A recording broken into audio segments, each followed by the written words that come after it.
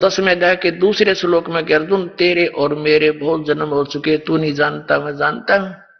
इससे सिद्ध है कि गीता ज्ञानदाता भी अविनाशी नहीं है, नाशवान है। इसकी पूजा साधना करने से भी जन्म मृत्यु रूपी दीर्घ रोग नष्ट नहीं हो सकता, शाश्वत स्थान प्राप्त नहीं हो सकता, जो 18वें अध्याय के 62वें श्लोक में वर्णित है, क्योंकि यह परमेश्वर नहीं है।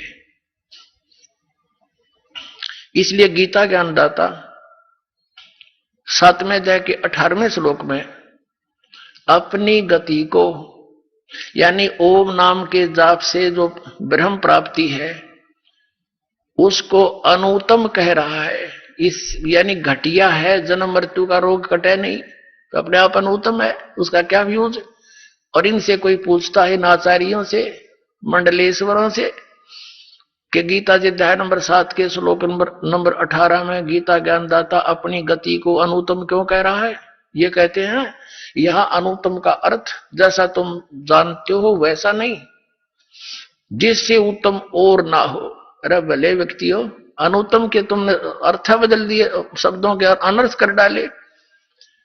उत्तम माने श्रेष्ठ और अनुत्तम माने बोला जिस तो उत्तम और ना हो। ये व्याकरण बदल डाली इन लोगों ने। यदि इनकी बात को सत्य माने कि गीता ज्ञान दाता से श्रेष्ठ कोई भगवान नहीं है, तो ये इसका ये अनर्थ करते भी अच्छा लगते। अनुत्तम माने जिससे श्रेष्ठ कोई ना हो। ये तो खुद कहता है कि मेरे और तेरे तो बहुत जन्म हो लिए, तू भी जन्म मृत्यु में रहेगा। ब्रह्मलोक में गया हुआ प्राणी भी वापस जन्म मृत्यु में आता है। गीता जी अध्याय नंबर 15 के श्लोक नंबर 1 से 4 का सारांश है कि तत्वदर्शी संत जब मिल जावे, उसके पश्चात परमेश्वर के उस परम पद की खोज करनी चाहिए, जहां जाने के बाद साधक फिर लौटकर कभी संसार में नहीं आते। और जिस परमेश्वर ने सब ब्रह्मांडों की, संसार रूपी वर्ष की रचना की है, जिसकी परवर्ती विस्तार को प्राप्त हुई है, और उसी की मैं शरण हूं, और किसी की पूजा नहीं करनी चाहिए। इसलिए 18वें अध्याय के 62वें श्लोक में कहता कि अर्जुन तू सर्वभाव से उस परमेश्वर की शरण में जा, उसकी कृपा से ही तू परम शांति को और सनातन परम धाम को प्राप्त होगा। और ये घुमा फिरा के श्री कृष्ण पहले छोड़े हैं कि अब अपने बारे में कह रहे हैं। ये अध्यात्म ज्ञानहीन प्राणी के वचन होते हैं ऐसे। अब प्रश्न आ रहा है कि श्रीमद् भगवत गीता अध्याय नंबर 8 के श्लोक नंबर 8, 9, 10 में, और श्रीमद् भगवत गीता अध्याय नंबर 8 के श्लोक 3, 8, 9, 10 में उस परम अक्षर ब्रह्म के विषय में जो गीता ज्ञान दाता से सुप्रीम है, उसकी साधना के विषय में कहा कि उसकी भक्ति करेगा तो उसको प्राप्त होगा। उसका जाप की विधि मंत्र कौन सा है? 17वें अध्याय के 23वें श्लोक में बताया कि ओम तत्सत इति निर्देश है ब्रह्मण तिर्विद्या समर्थ है। ब्राह्मणा तेन वेदा चाहिएगा विहिता पुरा, यानी सृष्टि के प्रारंभ में जो विद्वान पुरुष होते थे, ब्राह्मण माने विद्वान पुरुष, ब्राह्मण से जो ब्रह्म पहचाना, जो तत्वदर्शी संत की संपर्क में आ गए, वो इसी तरह इसी का जाप करते थे। और ये संकेत छोड़ दिया कि ओम तो ये ब्रह्म का जाप है। गीता जी अध्याय नंबर 15 के श्लोक नंबर 16 और 17 में 3 पुरुष हैं, सरपुरुष, अक्षर पुरुष और परम अक्षर पुरुष, परम अक्षर ब्रह्म कहो। तो इन तीनों के ही यहां जाप लिखे हैं। सरपुरुष का तो क्लियर लिख दिया ब्रह्म का, और अक्षर पुरुष यानी अक्षर ब्रह्म कहो, परम अक्षर पुरुष परम अक्षर ब्रह्म को। ये तत्व और सत्य ये सांकेतिक छोड़ दिए। गीता ज्ञान दाता को इनका पता ही नहीं, इसलिए कहता ये तो तत्वदर्शी संत बताओगे, उनसे पूछो। तो श्रीमद् भगवत गीता अध्याय नंबर 8 के श्लोक 8, 9, 10 में कहा है कि उस सच्चिदानंद घन ब्रह्म का जो मंत्र है वो ओम तत्सत है। ओम तो ब्रह्म का, तत् सरपुरुष का, सरब्रह्म कहो। इसको सरपुरुष भी कहते हैं ब्रह्म को, जिसको आप ब्रह्म वेल नोन हो गया यो, बाकी ये सरब्रह्म है। और सरपुरुष भी इसी को कहते हैं, फिर अक्षर पुरुष, और तीसरा परम अक्षर पुरुष। तो यहां बताया है कि इन तीनों मंत्रों की साधना से, मजदूरी से उस परम अक्षर ब्रह्म की प्राप्ति होगी। उसकी भक्ति करने वाला उसको प्राप्त होगा, और मेरी भक्ति करने वाला मुझे प्राप्त होगा। यह कंसेप्ट क्लियर कर रखा है कि गीता ज्ञानदाता 18वें अध्याय के 62वें श्लोक में उस परम अक्षर ब्रह्म की शरण में जाने को कह रहा है कि जहां जाने के बाद फिर लौटकर संसार में नहीं आते, वो सनातन परम धाम को प्राप्त होते हैं। और ये अज्ञानी क्या कहते हैं? अपने बारे में कह रहे हैं श्री कृष्ण। इनकी बुद्धि श्री कृष्ण तो ऊपर उठी है कौन, इनको अध्यात्म ज्ञान था ही नहीं, डबो दिया पूरा विश्व। बोलो सतगुरुदेव। परम पिता परमात्मा पूर्ण ब्रह्म सर्व सृष्टि रचनहार कबीर देव कबीर परमेश्वर, ये हम सभी आत्माओं के जनक हैं, ये सर्व उत्पादक प्रभु हैं। ये परमात्मा वही परमात्मा जो हमारे सदग्रंथों में परम अक्षर ब्रह्म के नाम से, परम दिव्य पुरुष के नाम से विख्यात हैं, प्रसिद्ध हैं, पूर्ण ब्रह्म के नाम से। वो परमात्मा सतलोक में रहते हैं, जिसको श्रीमद् भगवत गीता अध्याय नंबर 18 के श्लोक नंबर 62 में कहा है कि हे अर्जुन, तू सर्वभाव से उस परमेश्वर की शरण में जा, उसी परमेश्वर की कृपा से ही तू परम शांति को और शाश्वतम स्थानम सनातन परम धाम अर्थात सतलोक को, सतलोक माने अविनाशी, लोक माने स्थान, शाश्वत स्थान भी वही है, सतलोक भी उसी को कहते हैं, वहां चला जाएगा। श्रीमद् भगवत गीता अध्याय नंबर 15 के श्लोक 1 से 4 में भी यही स्पष्ट किया है कि तत्वदर्शी संत की प्राप्ति के उपरांत परमेश्वर के उस परम पद की खोज करनी चाहिए, जहां जाने के बाद साधक फिर लौटकर कभी संसार में नहीं आते। तो वो स्थान सतलोक है, जिसको वेदों में ध्रुलोक कहा है, रत धाम कहा है। रत माने सत्य, धाम माने धाम, सतलोक, वो सतलोक में रहता है और मनुष्य दृश्य है। पुण्यात्मा, वही परमात्मा उस सतलोक से चलकर सनातन परम धाम से स्वयं गति करके सह शरीर आते हैं और फिर अच्छी आत्माओं को मिलते हैं, उनको तत्व ज्ञान से परिचित कराते हैं। वो परमेश्वर परम अक्षर ब्रह्म, जिसको सत्य पुरुष, अकाल मूर्त, शब्द स्वरूपी राम, सतपुरुष आदि नामों से जाना जाता है, उपमात्मक नामों से, वो कबीर देव हैं, कबीर साहब हैं। ये काशी में आए, बनारस में आए, वो दुल्हा अर्थात वो धानक, वो परम अक्षर ब्रह्म है, वो पूर्ण परमात्मा है। वो प्रत्येक युग में ऐसी लीला किया करते हैं। पुण्यात्माओं, आपका सौभाग्य है कि आप जी को ये यथार्थ ज्ञान सुनने को मिला।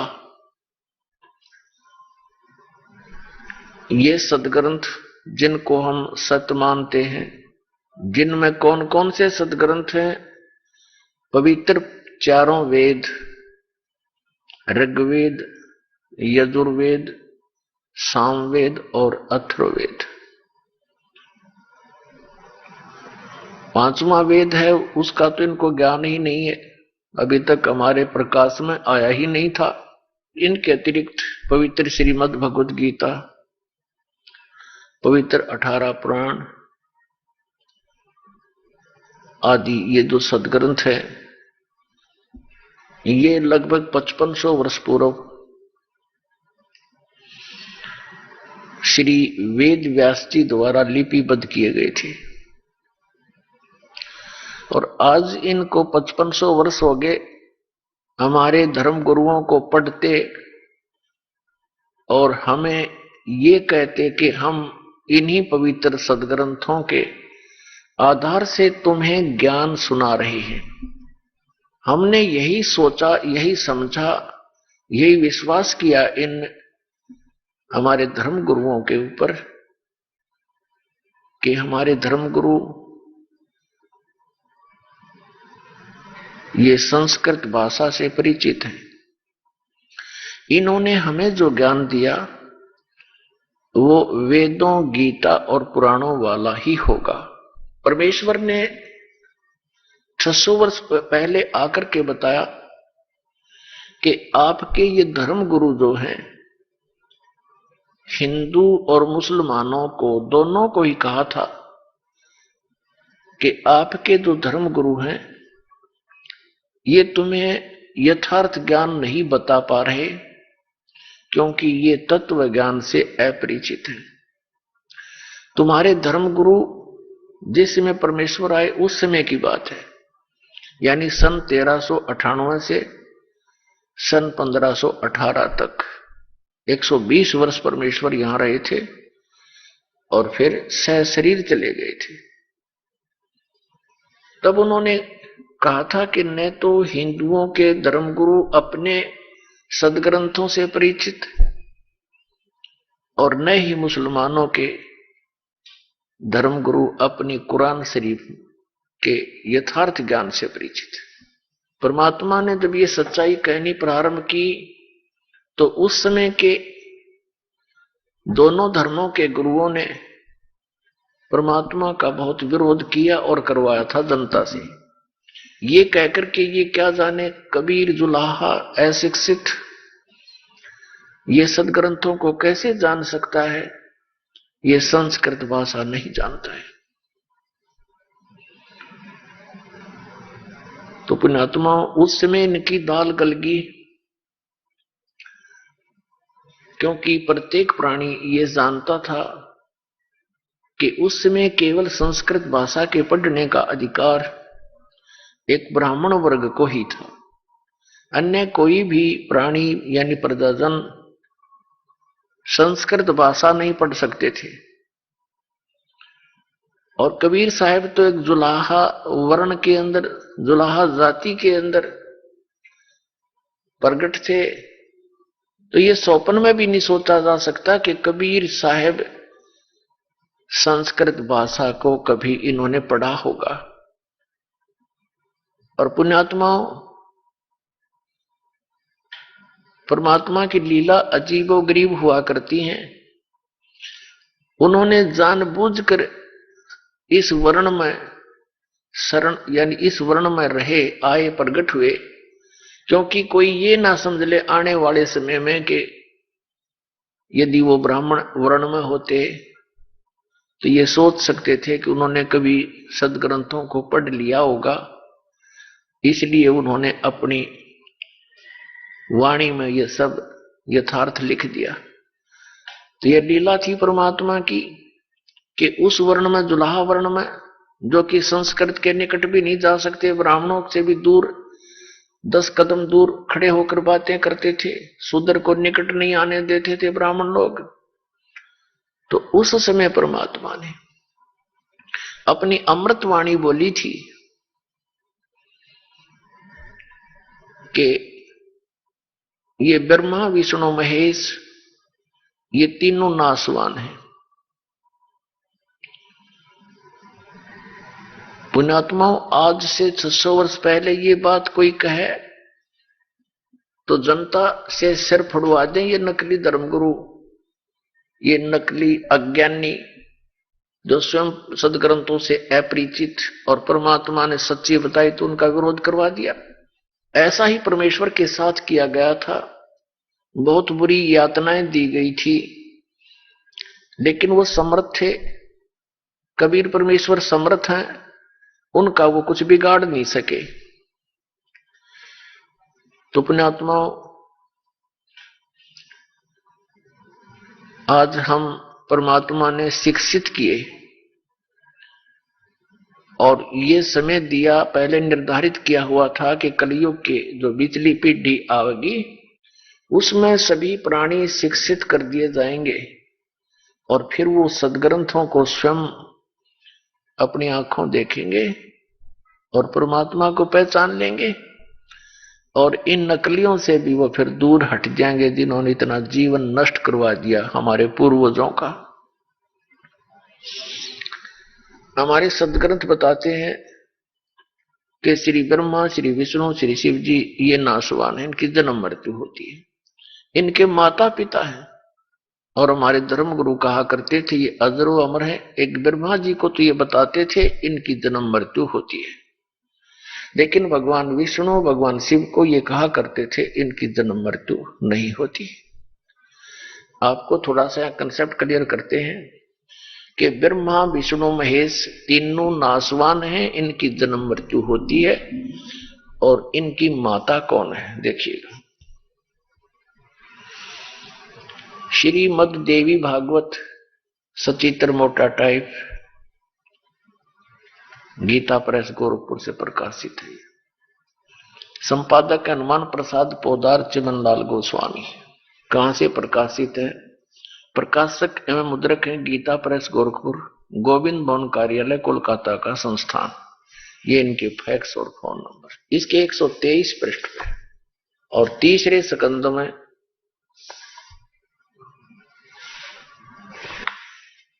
या 123 पृष्ठ पर भगवान विष्णु कह रहे हैं तुम शुद्ध स्वरूपा हो, ये सारा संसार तुम इसे उद्भासित हो रहा है। अपनी माता दुर्गा शक्ति की उपमा कर रहे हैं, महिमा कहते हुए, स्तुति करते हुए बोल रहे हैं मैं ब्रह्मा और शंकर हम सभी तुम्हारी कृपा से विद्यमान हैं। हमारा आविर्भाव माने जन्म और तिरोभाव माने मृत्यु हुआ करता है। केवल तुम ही नित्य हो, जगत जननी हो, प्रकृति और सनातनी देवी हो।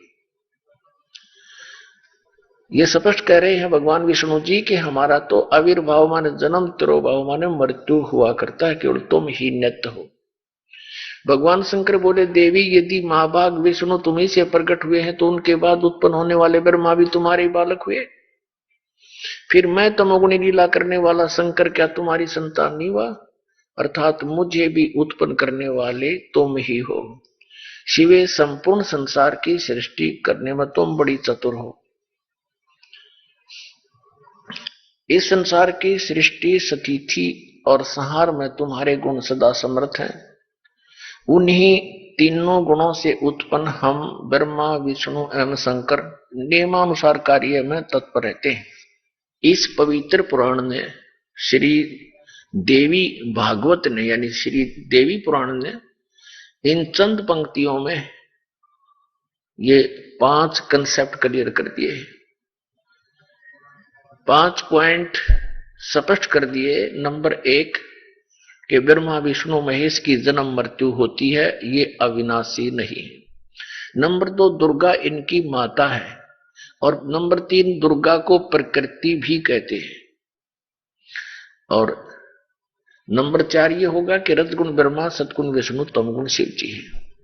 और 5वां ये हो गया कि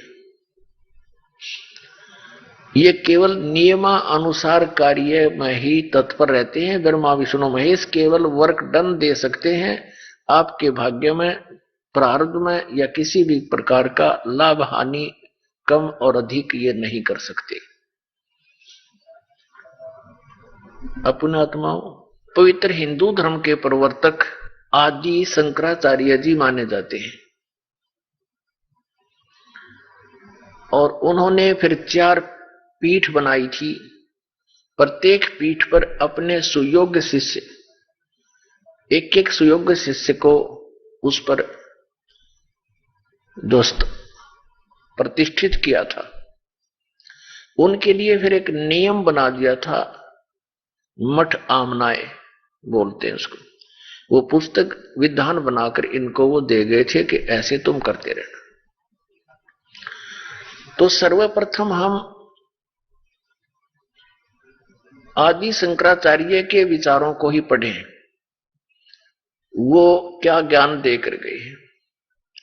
पुण्यात्मा, उससे पहले सतयुग त्रेता द्वापर में अलग से कोई विधान नहीं था, कोई धर्म नहीं था, और सभी वेदों अनुसार ही साधना किया करते थे। कोई भी धार्मिक अनुष्ठान होते थे वो वेद मंत्रों से ही किया करते थे। और आदि शंकराचार्य जी ने हमें क्या ज्ञान दिया पुण्यात्मा जो शंकराचार्य जी हुए हैं प्रथम, उनका एक बहुत बड़ा योगदान है, एक बड़ा उपकार है। उन्होंने बुद्ध धर्म के प्रचार को रोक दिया। चीन में हुआ था बुद्ध धर्म का प्रचार, पूरा चीन नास्तिक हो गया। कारण क्या रहा कि महात्मा बुद्ध जी ने जो परमात्मा से राहत पाने की पूजा की विधि बताई, वो शास्त्र विधि को त्याग कर मनमाना आचरण था, जिस कारण से आध्यात्मिक लाभ किसी को नहीं हुआ। अंत में 1000, 2000, 4 या 2500, 3000 वर्ष तो हो चुके उस महात्मा बुद्ध के जन्म को, क्योंकि आदि शंकराचार्य से पहले उनका जन्म था। उस समय तो बुद्ध धर्म बहुत प्रचार यानी चरम सीमा पर था। तो उस समय से और अब तक बुद्ध धर्म के अनुयायियों को आध्यात्मिक लाभ नहीं हुआ, जिस कारण से वो नास्तिक हो गए कि अपना करो और खाओ, भगवान भगवान कुछ नहीं है। अब उस बुद्ध धर्म को रोकना एक बहुत बड़ा उपकार हमारे ऊपर रहा, लेकिन बात वहीं की वहीं रही। आसमान से गिरे खजूर में अटक गए। अब इन शंकराचार्य जी ने हमें क्या ज्ञान दिया, एक झलक दिखाते हैं। यह है सांकर पंचम। ये सांकर पंचम नामक एक पुस्तक है, और इसके रचन करने वाले कौन है? आदि शंकराचार्य विरचित पंच ग्रंथा नाम संग्रह, 5 ग्रंथ रचे गए, उनका संग्रह है। देखिएगा, ये है आदि शंकराचार्य, और ये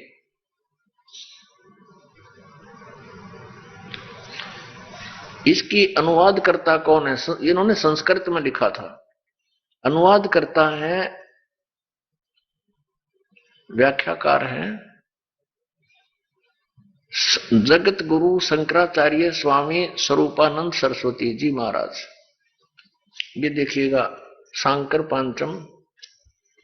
ये है अपरोक्ष अनुभूति, तत्वबोध, आत्मबोध, ये मणिरत्नमाला, भज गोविंद, ये इसके अंदर 5 ग्रंथ हैं। इसके अनुवादक हैं श्री मत परमहंस परिव्राजक आचार्य ज्योतिर्द्वारके और सांकर पीठ द्वाधीश जगत गुरु शंकराचार्य श्री स्वरूपानंद जी सरस्वती स्वामी वरिया, शारदा पीठम प्रकाशन द्वारका। अब यहां से देखेंगे इसको। ये है शंकराचार्य विरचिता है, पंच ग्रंथानाम संग्रह, 5 ग्रंथों का संग्रह है।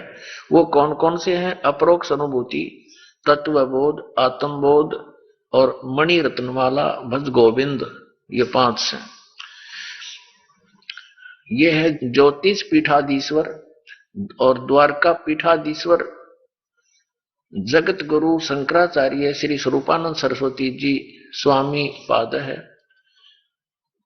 परिणीतया यानी इसने हिंदी टीका किया है शंकर सप्रया नाम से, इन 5 ग्रंथों का जो संस्कृत में वर्णित है। प्रकाशन है शारदा पीठ प्रकाशनम, द्वारका 361, 335, जामनगर गुजरात, इनके कोड नंबर, ये दूरभाष नंबर। ये कहां से छपा है?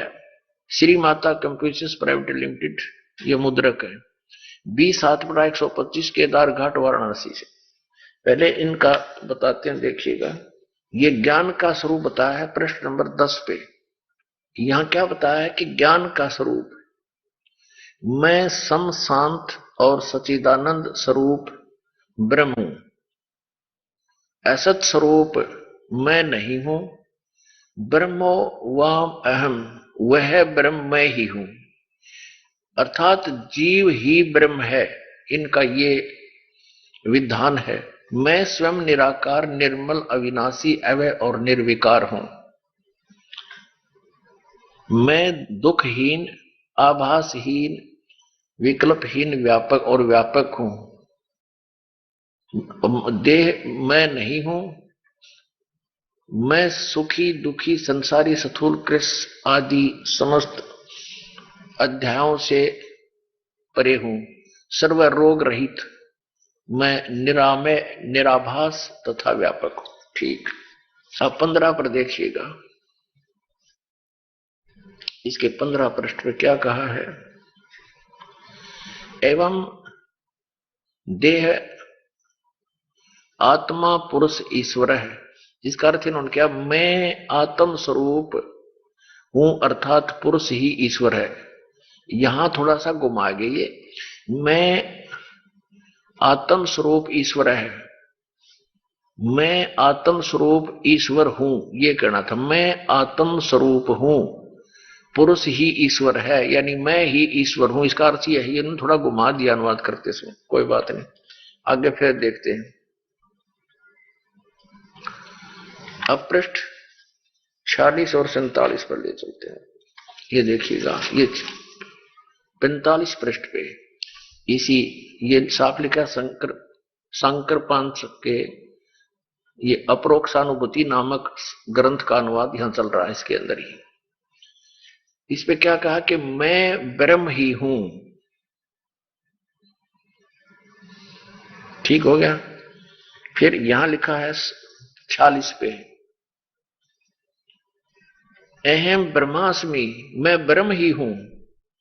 यह सदवर्ती से दो परम परमानंदायिनी निरालम सतीथि है, उसे ध्यान कहते हैं। ये इनका ध्यान है कि मैं ब्रह्म ही हूं, मैं भगवान ही हूं। अब आते हैं 71-72 पे। ये प्रश्न नंबर 71 पर आत्मबोध नामक ग्रंथ है, इसका अनुवाद किया है।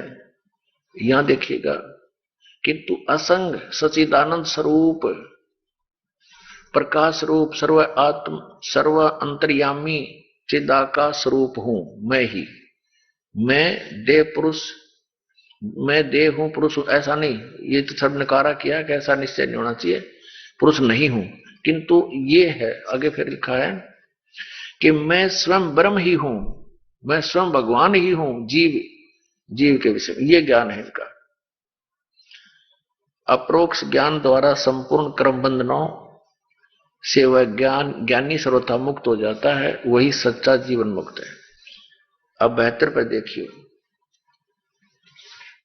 ये 72 पृष्ठ है आत्मबोध का, शंकर पंचकम। इसमें क्या लिखा है कि मैं ब्रह्म ही हूं, ऐसे निश्चात्मक ज्ञान द्वारा संचित कर्म नष्ट हो जाते हैं। अच्छा, ये तो इसने बता दिया कि मैं ही ब्रह्म हूं, जीव ही परमात्मा है। इसे सिद्ध हो गया कि वह है ईश्वर मैं ही हूं, यानी जीव ही परमात्मा है। इनका ये विधान है। और फिर ये क्या कहते हैं, श्री कृष्ण और शंकर भगवान की पूजा करनी चाहिए। देखिएगा, इसी के शंकर पंचम चल रहा है 136 पर। ये शंकर पंचम पंच के श्री मणि रत्नमाला में 136 पृष्ठ पे ये यहां इसका श्लोक है। इस श्लोक का ये स्वरूपानंद जी श्री आदि शंकराचार्य द्वारा लिखे गए अपने अनुभव का ही अनुवाद कर रहे हैं। इसमें पूछा कि कार्य किम, क्या करना चाहिए, किम विधेयम, क्या विधान है। तो कहता मलिनम शिव अर्चा।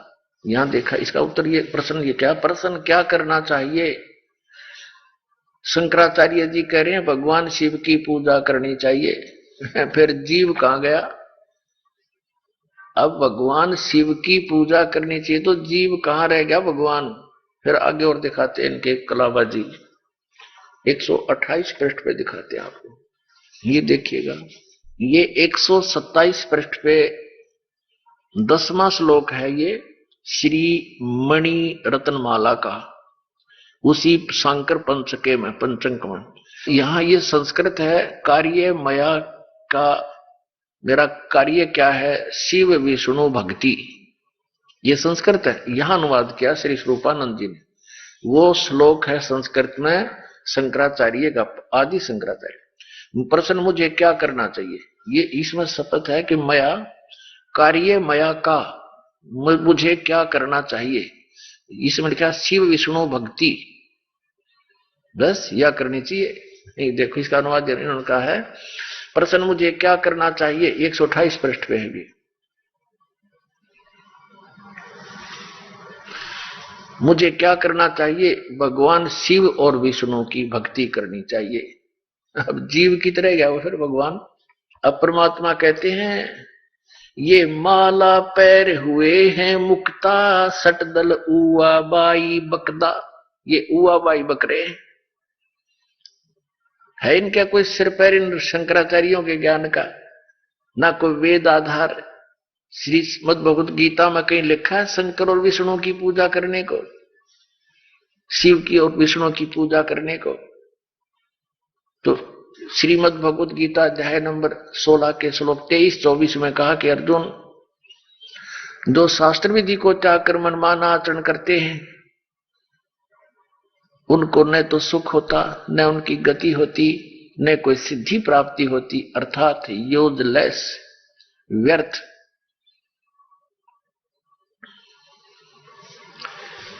अब देखिएगा इसी 128 पृष्ठ पे शंकर पांचम वही चल रहा है, शंकर पांचम। और ये श्री मणि रत्नमाला 128 पृष्ठ पे आपने पूछा, इन्हीं का प्रश्न है, मूर्ख कौन है? जिसमें विवेक नहीं वह मूर्ख है। अब देखिए इनका विवेक, मुझे क्या करना चाहिए, भगवान शिव और विष्णु की भक्ति करनी चाहिए। और देखिए अब 72 पृष्ठ पे 71 पृष्ठ पे क्या कह रहे हैं, मैं स्वयं ब्रह्म ही हूं, आत्मा ब्रह्म है। मैं फिर 72 पे कह रहे हैं मैं ब्रह्म ही हूं। ऐसे निश्चयात्मक ज्ञान द्वारा संचित कर्म नष्ट हो जाते हैं। अपने आप को न सोच ले मैं ब्रह्म हूं, बस मैं भगवान हूं, फिर शंकर भगवान की पूजा किस लिए करनी जरूरी? इससे तो सारा काम बड़ी ज्ञानियों न्यू कहन मात्रते हैं, सोचन मात्रते हैं कि मैं भगवान हूं, फिर भगवान शिव और विष्णु की पूजा की क्या आवश्यकता रहेगी? ठीक आप निर्णय कर लेना मूर्ख कौन है। ये देखिएगा इसकी भूमिका के अंदर क्या लिखा है, इस शंकर पंचम भूमिका, इसमें क्या लिखा है, इसके हम चलते हैं प्रश्न नंबर 14 पे। ये देखिएगा इसमें क्या बताया है, आपने जिन विषयों पर अधिक बल दिया है, भूमिका बनाता है अनुवादकर्ता। अनुवादकर्ता श्री स्वरूपानंद जी हैं, शंकराचार्य 2 पीठों के पीठाधीश्वर। और ये कह रहे हैं कि इस अनुवाद जो मैं करने जा रहा हूं इसका, तो इसमें लिखा है कि उसमें इस 5 इकट्ठे किए हुए ग्रंथों में उन्होंने क्या विशेष ज्ञान दिया है। देखिएगा ये प्रश्न नंबर 14 पर, आपने जिन विषयों पर अधिक बल दिया उनमें सत्संगति, गीता पाठ श्री शंकराचार्य के बारे में लिखा है, और भगवान विष्णु व शिव, भगवान विष्णु शिव व श्री कृष्ण की भक्ति, गंगा जल का पीना पान आदि आदि इनके ये मुख्य है। आत्मज्ञान की आवश्यकता आदि पर रेखांकित किया है। आप जी को आदि शंकराचार्य जी के विचार सुना रहा है ये दास, और कहते हैं परमात्मा कहते हैं कबीर साहब जी के एक हाथी के पेड़ में और सब जीवों की पेड़, यानी एक आदि शंकराचार्य के विचार आपके रूबरू हो जाएंगे तो समझ लेना कि अन्य वर्तमान के जो शंकराचार्य जी हैं वो उन्हीं के ज्ञान का आगे प्रचार ही कर रहे हैं, बस इतनी सी बात। देखिएगा इसके पृष्ठ 58 पर ले चलते हैं आपको। ये देखिएगा सांकर पंच के तत्वबोध 58, यह इन्होंने तत्व विवेक किया है। तत्व विवेक क्या है? ये तत्व विवेक क यानी तत्व विवेक क्या है, इसका ये हिंदी है। तत्व विवेक क्या है? उत्तर है शंकराचार्य जी का, आदि शंकराचार्य जी का, आत्मा सत्य है और उससे भिन्न संपूर्ण जगत मिथ्या है। इसी नित्य ज्ञान को तत्व विवेक कहते हैं। अब आगे दिखाते हैं आपको।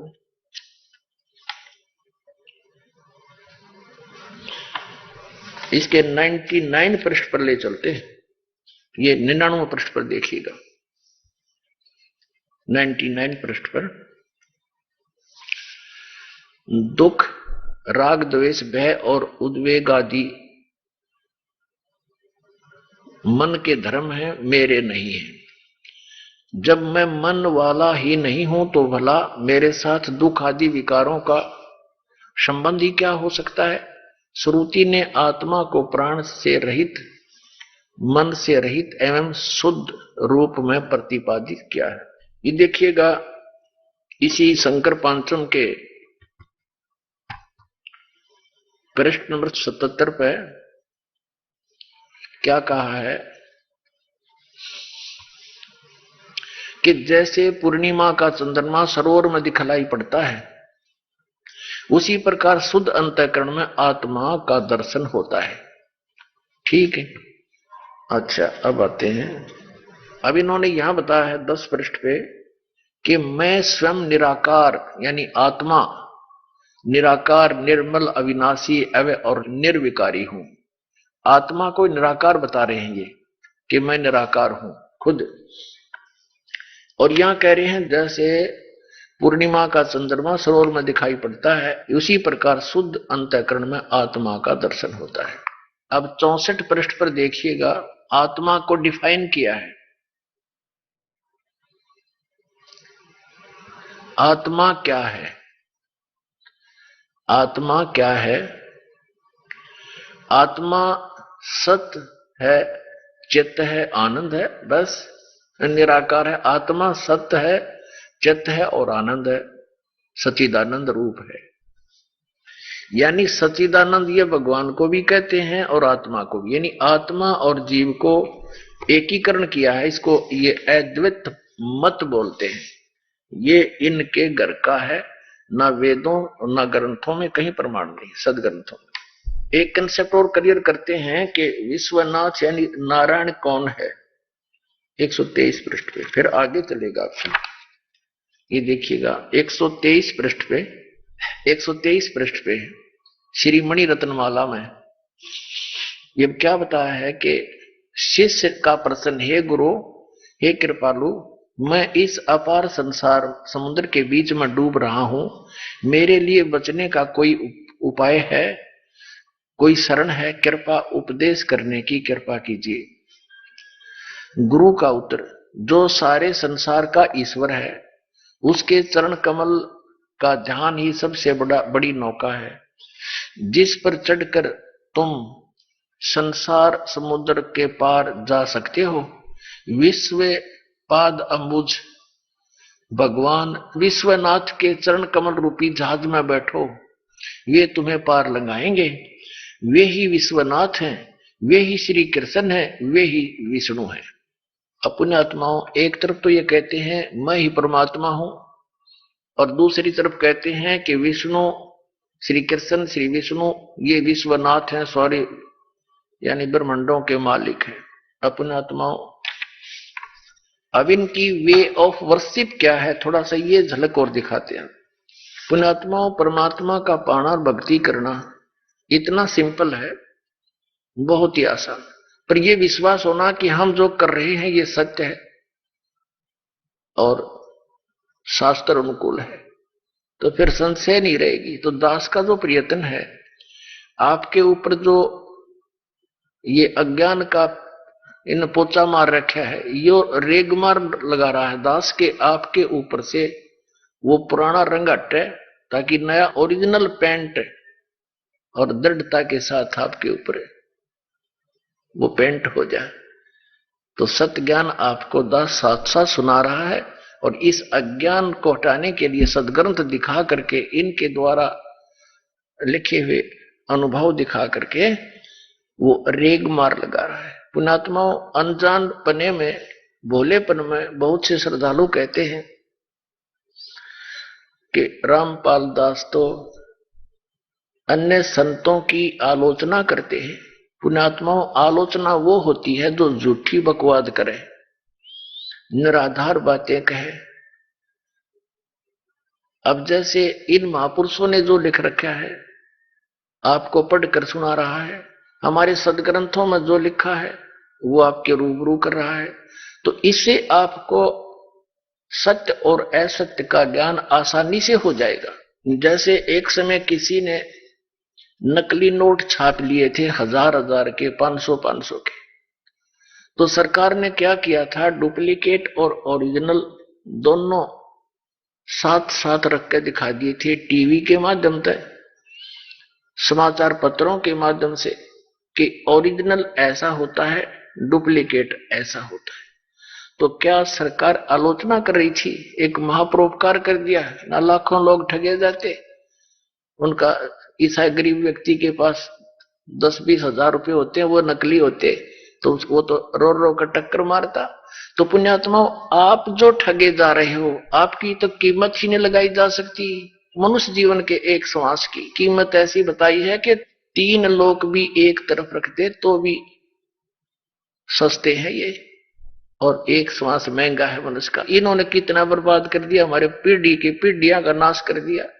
शास्त्र विधि विरुद्ध ज्ञान देकर उनको भूत प्रेत बनवा दिया, और फिर उड़ने पे श्राद्ध निकलवा कर फिर आगे रोजगार चला लिया।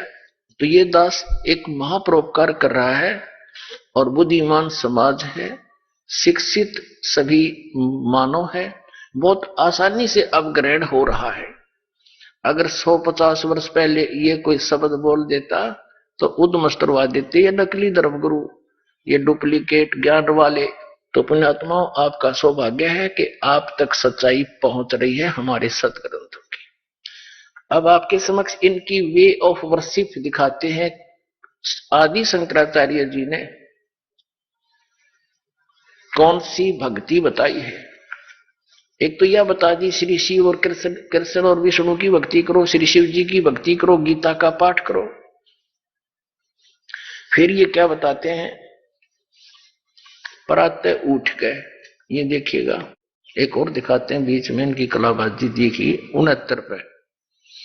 आत्मबोध में माया उपाधि वाले चेतन को ईश्वर कहते हैं, और इस प्रकार उपाधि भेद से जीव ईश्वर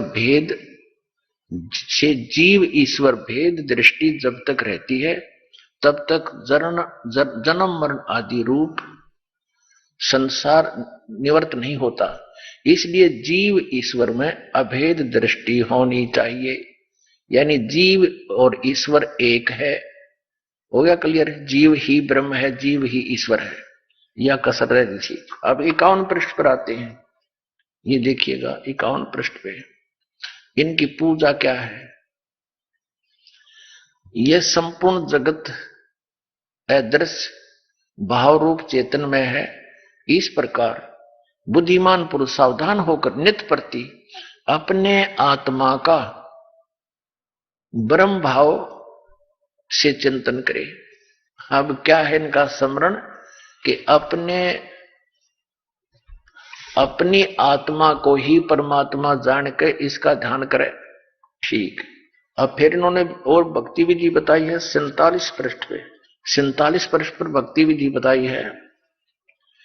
इस चित्त को सभी ओर से खींचकर निर्विशेष आत्मा रूप में प्रतिष्ठित कर देने को समाधि कहते हैं।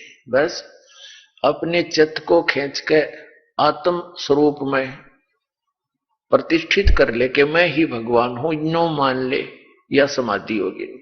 इनका कहने का तात्पर्य यह है कि यदि किसी पर कोई दुख, रोग आदि का आक्रमण हो तो ये मान ले कि मैं शरीर नहीं हूं, ये दुख मुझे नहीं हो रहा, मैं तो आत्मा हूं। बताया कोई बात हो इनकी? पुण्यात्मा, एक समय ये दास, यहां हरियाणा के अंदर एक गांव है पिंडारा, और उस पिंडारा गांव के ऊपर एक तीर्थ है इनका, जहां अमावस्या के दिन स्नान करते हैं लोग। तो वहां एक 2 घीसापंथी आश्रम है, 2 संतों के। तो उनमें से एक ने सत्संग करवा रखा था 4-5 दिन का। तो वहां बुला रखे थे कई साधु प्रवक्ता, प्रवचन करता। उनमें से एक था ये सरस्वती यानी ये आदि शंकराचार्यों का चेला, वो यही कह रहा था रह रह के कि आत्मा ही परमात्मा है, जीव को भ्रम हो गया है कि तू शरीर है, तू देह है, इसलिए ये दुखी है। आइए अब हम उन श्रद्धालुओं के अनुभव जानते हैं जो जगत गुरु तत्वदर्शी संत रामपाल जी महाराज जी से दीक्षा प्राप्त कर चुके हैं तथा उनके द्वारा बताए गए भक्ति मार्ग पर चल रहे हैं। नमस्कार जी। नमस्कार। क्या नाम है बहन जी आपका? सरस्वती दासी। बहन जी आप कहाँ के रहने वाले हैं? हम कलकत्ता की हूँ, नदिया जिला। बहन जी संत रामपाल जी महाराज से नाम दीक्षा आपने कब ली? 2012 27 जुलाई को। संत रामपाल जी महाराज से नाम दीक्षा लेने से पहले क्या आप कोई भक्ति साधना करते थे? हम बचपन से है ना क्रिश्चियन धर्म को ही जानती हूँ और क्रिश्चियन धर्म ही मानती हूँ। और फिर जब क्लास 4 में पढ़ी, जब गांव में आई तो पता चला जे हम हिंदू हूँ तो हिंदू का देव देवी होते हैं, तो फिर हम हिंदू लोग का भी भक्ति करने लगती और हमारा क्रिश्चियन धर्म का भी प्रार्थना जो हम लोग बोर्डिंग में सीखी हूँ वो हम करने लगी थी। तो ऐसे हमारा चलती रहा। तो चलते चलते फिर बहुत देव देवी को भी हम देखने लगी और फिर वो लोग का आशीर्वाद भी हमको मिला। हमको माँ सरस्वती का भी आशीर्वाद मिला और देवी देवता भी हमको बहुत आने लगा 2010 में। और 2010 में हमको ये भी पता चला जो कि कोई जगह में धरती के ऊपर कोई अवतार लिया। क्यों, ये कैसे पता चला? जैसे सोचिए ऊपर से फूल बारिश हो रहा है, तो हम लोग जानता है जो कोई धरती पर जब कोई जन्म लेता है, जो कोई अवतार आते हैं तो उस टाइम फूल ही बरसता है, देवता लोग फूल बरसता है। बस इतना ही हमारा ज्ञान था। हमको तो हिंदू धर्म का उतना भी ज्ञान नहीं था क्योंकि हम क्रिश्चियन धर्म में ज्यादा जानती हूँ। और इसीलिए फिर हम सोचा जे कहीं तो जन्म लिया, तो हम सोचा यीशु ख्रिस्ट ही कहीं जन्म लिया होगा, क्या पता हमारा भारत में लिया है, क्या विदेश में कोई बेथलेहम या जेरूसलम में लिया, ऐसा कुछ सोचने लगी थी। बहन जी आपने बताया कि पहले आप ईसाई धर्म से थी, हिंदू देवी देवताओं की भी पूजा करते थे और उसके साथ में ईसाई धर्म के हिसाब से भी चलती थी, तो फिर इन सब भक्ति साधनाओं से आपको क्या क्या लाभ हुए? भक्ति तो किया है, अपना प्राण मन से किया है। हम जितना हमको पता है जो ईश्वर बल के कुछ है, लेकिन कभी भी हमको पता नहीं है जो ईश्वर होता क्या है। जब हम क्रिश्चियन धर्म में थी तो एक चित्रों में जैसा हम लोग को बताती है जो कि अगर आप अच्छा काम करेगा तो आपको स्वर्ग मिलेगा, अगर बुरा काम पाप करेगा तो नरक मिलेगा। बस इतना ही हमको पता था। लेकिन हम भक्ति तो सभी करते हैं, सब जितना जानता है उतना करते। लेकिन क्या हमको तो कुछ लाभ तो मिला नहीं, उल्टा हमारा एक ब्रह्मा कुमारी का पंथ का कोई किताब पढ़ा था हमारा लड़का, तो वो तो और पागल हो गया क्योंकि वो ओम साधना करते करते उसका पूरा पता नहीं ब्रेन में बोलता है हमारा पूरा फूल हो गया, बुद्धि हमारा पास में और नहीं है, लेकिन इतना हम लोड नहीं ले सकता है। तो वो तो पूरा पागल हो गया। 5 दिन 6 दिन तक वो तो बात ही करते रहता, कभी बंद नहीं होता। इतना तकलीफ हमारा लड़का को हुआ और फिर हमारा आदमी भी अंधा हो गया। ऐसा मतलब भक्ति करते करते भी हमको ऐसा हुआ। लेकिन हम 2008 से हम गीता भी थोड़ा थोड़ा पढ़ने लगा, तो फिर पढ़ते पढ़ते हमको पता चला जो कृष्ण ही भगवान होगा। जब कृष्ण भगवान जी ने ज्ञान दे रहा है तो कृष्ण ही भगवान होगा। तो हम बोले चलो ये गीता तो बहुत अच्छा बात है, जो कि गीता में तो मनुष्यों के लिए बहुत कुछ बोला, तो कृष्ण से बड़ा कोई नहीं हुआ। तो हमको ये पता नहीं है जो भगवान असल में है कौन। तो ऐसा करते करते हम बहुत मतलब भक्ति करा, लेकिन फिर हमारा दुख तो कभी गया ही नहीं है, सिर्फ दुख ही हुआ। आदमी अंधा हो गया, बेटा हमारा पागल भी हो गया, तो कुछ तो होता नहीं है उसमें। फिर हमारा तो टीवी का बीमारी था, मरने का जैसा ही हो गया था हम। तो बहन जी आपने ईसाई धर्म को भी अपनाया, हिंदू धर्म के हिसाब से भी आपने भक्ति की, लेकिन इसके साथ साथ आपके बेटे ने ब्रह्म कुमारी की भी भक्ति की, फिर भी आपने दुख ही दुख देखे। आपके पति अंधे हो गए, आपके बेटे ने ब्रह्म कुमारी की भक्ति की, उससे आपका बेटा पागल हो गया, आपको भी टीबी की बीमारी हो गई। फिर आप संत रामपाल जी महाराज की शरण में कैसे आए? धर्मलोक नाम का एक पेपर आता है, साप्ताहिक पेपर। तो ये धर्मलोक का पेपर में हम छाट छाट के जो देवता को हमको अच्छा लगता, जो देवी को क्या क्या माने कैसा है वो हम डायरी में नोट करती। लेकिन एक दिन क्या किया, कबीर साहब का कोई कुछ बयान वो धर्मलोक में आया, तो हम वो भी हमको पता नहीं, हमको अच्छा लगा तो उनको भी नोट कर लिया। और जब उनको नोट कर लिया तो उसका दूसरा दिन एक भगत है ना, वो जैसा पंपलेट दिया अवश्य जानिए बोल के वहां पे 12 प्रश्न है, ब्रह्मा विष्णु का माता पिता कौन है, ऐसा करके 12 प्रश्न है। और फिर उसके नीचे में और लिखा है, अगर ये सब प्रश्न का उत्तर अगर आपको चाहिए तो आपको ज्ञान गंगा किताब पढ़ना पड़ेगा। तो हम, और फिर और भी एक जगह में लिखा हुआ है, जे सारे धर्म गुरु को अगर आध्यात्मिक का ज्ञान हो तो वो संत रामपाल जी महाराज से आध्यात्मिक चर्चा करे। तो हम संत रामपाल जी महाराज जी का नाम तो कभी सुना नहीं है, और संत क्या होता उतना भी हमको उतना ज्ञान नहीं था। तो हम बोले जो भी हो, लेकिन ये जो ज्ञान का कंपटीशन तो इंसान नहीं दे सकता है। हम लोग जानते हैं, हम बंगाली होते हुए हम जानते हैं जो ईश्वर चंद्र विद्यासागर नाम है, जो विद्या का सागर है। लेकिन ये जो ज्ञान गंगा का आध्यात्मिक चर्चा के लिए जो बोल रहा है, जो अगर आपके पास में आध्यात्मिक ज्ञान हो तो आप लोग हमारा साथ में चर्चा करें। अगर आपको आध्यात्मिक मार्ग का ज्ञान नहीं हो तो आप समझो आप हार गया और आपका पास में कोई नॉलेज नहीं है। तो हम सोचता है आज तक धरती पे किसी ने ऐसा नहीं बोला जो हमारा पास में ज्ञान है तुम लोग चर्चा करने आओ। तो हम सोचा तो ये तो कोई इंसान तो है नहीं, ज्ञान का चर्चा करना, वो भी कंपटीशन। ज्ञान में ज्ञान का तो भंडार होता है, क्योंकि कितना ज्ञान है, कितना किताब है, इतना किताब इतना ज्ञान कैसे वो चैलेंज कर सकता है। तो हमारा मन में उत्सुक हुआ दे ये किताब हमको चाहिए। तो ये जो किताब का दाम 2000 होगा, हम मन में सोचा कि 2000 ही होगा। फिर बाद में बोलता है चलो 2000 तो होगा तो कोई बात नहीं है, अगर इसका कीमत जो ये ज्ञान गंगा किताब अगर 5000 में भी हमको मिल जाए तो वो भी हम इसको लेगा, लेकिन 5000 से ज्यादा होगा तो हमको थोड़ा कष्ट होगा। बस यही सोच के हम फोन किया। तो 20 दिन बाद वो मुफ्त में हमारा पास आया। जब हमारा पास आया तो हम भूमिका पढ़ा, भूमिका पढ़ते ही हमारा मन विचलित हो गया। तो हम जहाँ पे जिस मालिक का काम करता है वो मैनेजर था, हम उसको बोला जे आप हमको कोई कारण से, हम सोचा कैसे छुट्टी मांगू, तो उसको हम बोला जे आप हमको 1 दिन के छुट्टी दीजिए, हम राजस्थान जाएगा, हमारा बेटी का बेटी हुआ, हम देखा नहीं है। तो उसने हमको 1 दिन का छुट्टी देने से भी मैंने वो कर दिया। फिर वो बोलता है हम राजस्थान से आएगा तब जाना। तो जिस दिन राजस्थान से आया तो हम सोचा अभी हम भाग जाओ, कहाँ पे भगवान है, हम भगवान को ढूंढने के लिए। तो उसके बाद क्या किया, वो बोलता कि जी अभी हम आया, अभी तुम छुट्टी मांग रहा है। तो हम डर लग गया, जो हमारा 3 बच्चा एमए बीएड कर रहा है, एमए और कंप्यूटर इंजीनियर कर रहा है, तो ये तो अगर ये हमको नौकरी से निकाल देगा तो हम क्या करूं। तो दूसरा दिन फिर वो हमको छुट्टी नहीं दिया उस दिन। आज छुट्टी का बात तो बोला ही नहीं। फिर बाद में हम रात भर रोए और परमात्मा को बोला, हे परमात्मा हम तुमको ढूंढ रहे, मांग रहे, तुम कहाँ पे हो, हमको तो छुट्टी नहीं दे रहा है, भगवान तुम ही कुछ कर सकता है। फिर वो दूसरा दिन वही मैनेजर, परमात्मा ने पता नहीं उनको क्या बोला, हमको 5 दिन का छुट्टी दिया। हम खुशी खुशी से चला गया। हम जब हिसार में गया, 3 पुलिस ने हमको बहुत बुरा बोला गुरुजी के बारे में। फिर हम गुरुजी का सुन के हमको बहुत रोना है। हम बोला ये परमात्मा को क्यों इतना बुरा बोलता है। तो फिर हमको बहुत दुख लगा। फिर हम उसे अब कुछ नहीं बोला, फिर जो बोलना है हम बोल के चुप हो गया।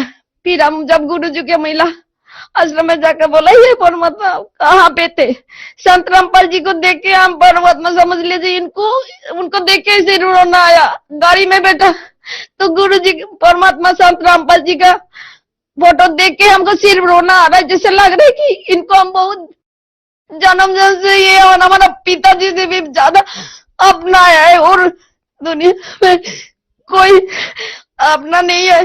तब हम नाम लिया। बहन जी, संत रामपाल जी से जब आपने नाम दीक्षा ली तो उसके बाद क्या आपको कोई लाभ भी प्राप्त हुए?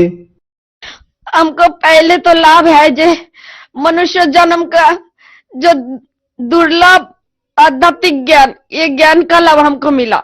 और जिंदगी में जो जितना टेंशन था और टेंशन उसी दिन से हमारा खत्म हो गया। हमको आज तक भी हमको टेंशन नहीं आता, ना हमको बीमार कोई दवाई खाना पड़ता है ना कुछ खाना पड़ता है। ये तो लाभ हुआ। और भी लाभ हुआ, जैसे हमको 2013 में हमारा नौकरी छूट गया। 1 साल तक हम घर में बैठा। हम सोचते हैं परमात्मा हमारा तो नौकरी छूट गया, अभी हम क्या खाओ, घर पे क्या खाओ। 50,000 था, अब लड़की को 50,000 में शादी भी नहीं दे सकता है। फिर एमए किया है, 13 में बोल रहा है जब माँ हमको अगर ये साल में अगर आप हमको बीएड नहीं कराया तो अगर आप दूसरा साल करेगा ना तो 2 साल का कोर्स करना पड़ेगा, तो आपके लिए भारी पड़ जाएगा। तो हम बोले हमको कुछ पता नहीं है, अगर तेरे को जो मांगना है तू परमत सदगुरु रामपाल जी महाराज से मांग ले, क्योंकि ये तो असंभव काम को संभव करने वाला वही है। तो हमारा लड़की ने दिया जलाया, दिया जला के वो भी प्रार्थना किया और हम भी प्रार्थना किया। हम बोला हे परमात्मा, ये तो हमारा बस का नहीं, हमारा पास में सिर्फ 50,000 है, अब 3 लाख रुपया बीएड करने में लगेगा, उसके बाद उसका 1 साल का पूरा खर्चा, ये तो हमारा से नहीं हुआ। लेकिन परमात्मा ने, संत रामपाल जी ने ये किया, उसी दिन ही हमारा लड़का ने एक पेपर लाया। सब जगह में 3-3 लाख रुपया लग रहा था। पेपर आने का बाद वो पेपर में लिखा है कि 80,000 रुपया देना पड़ेगा। तो हमारा थोड़ा हिम्मत हुआ जे, लेकिन कहाँ पे बीएड करना पड़ेगा? त्रिपुरा। तो उसके बाद फिर अब कैसे जाऊं? फिर बाद में वहां पे जाने में ही 3-4 दिन 5 दिन लग सकता है ट्रेन में अगर जाए। तो हम बोला कि प्लेन में तो कभी गया नहीं है, तो हम बोला जे ठीक है जा, प्लेन का टिकट के बिना तो वहां पे जा नहीं पाएगा, तो प्लेन का टिकट काटने जा। और फिर हमारा लड़की वहां पे 3 लाख रुपया जहाँ पे लगता है वहां पे 80,000 में ही वो बीएड करने के लिए 1 साल का कोर्स ने परमात्मा ने हमको वही उसी टाइम में हमको बीएड कराने के लिए लड़की को भेज दिया। और लाभ जैसा 1 साल तक हमारा पास में तो 50,000 वो भी हम खर्चा नहीं किया। तो हम परमात्मा को बोला परमात्मा हम क्या खाएगा, तो जितना पैसा थोड़ा बहुत था हम मिट्टी बेचा था 2-3 हजार रुपया में। तो वो क्योंकि हमारा घर में चावल का और तेल का पैसा था इसीलिए ज्यादा नहीं लगता। लेकिन हम 3,000 खत्म होते होते हम सोचता जो कि परमात्मा अभी क्या करेगा, ये 3,000 खत्म हो जाएगा। तो परमात्मा ने पता नहीं कोई जगह में, कोई बैग में, कोई जगह में नया नया नोट रख देता। तो ऐसा करके 1 साल में हमारा घर में इनकम करने वाला सिर्फ मैं ही थी, हमारा 3 बच्चा और एक अंधा पति। तो तीनों माने ये चारों को और हमको कैसे खिलाए ये तो हमको पता नहीं है, तो परमात्मा का ही लीला है। ये संत रामपाल जी महाराज जी का ही कृपा है, इसके बिना तो 1 साल हमको कौन बैठा के खिलाता। हमारा लड़का ब्रह्मा कुमारी में भक्ति करते करते पागल हो गया था। जब संत रामपाल जी महाराज से नाम लिया तो वो ठीक भी हो गया, और अभी वो कंप्यूटर कंप्लीट करके अभी वो भक्ति भी कर रहा है, और यहाँ पे आके मैनेजर पोस्ट में उसको नौकरी भी मिल गया। बहन जी, संत रामपाल जी महाराज से नाम दीक्षा लेने के बाद आपको बहुत से लाभ प्राप्त हुए, तो जो जन समुदाय आपको देख रहा है आप उन्हें क्या संदेश देना चाहेंगी? संदेश क्या दो, संदेश तो परमात्मा ही देंगे। सिर्फ हम प्रार्थना करके यही बोल सकती हूँ, जो कि धरती पर अवतार लिया हो स्वयं परमात्मा, तो स्वयं परमात्मा से जो लाभ मिलता है वो देव देवी से तो नहीं मिलेगा। इसीलिए जे आप लोग को अपना दुर्लभ मानव जन्म को गवाए मत देना, और संत रामपाल जी महाराज का पास में आके अपना कल्याण और मोक्ष कराइए। धन्यवाद जी। सत्सय।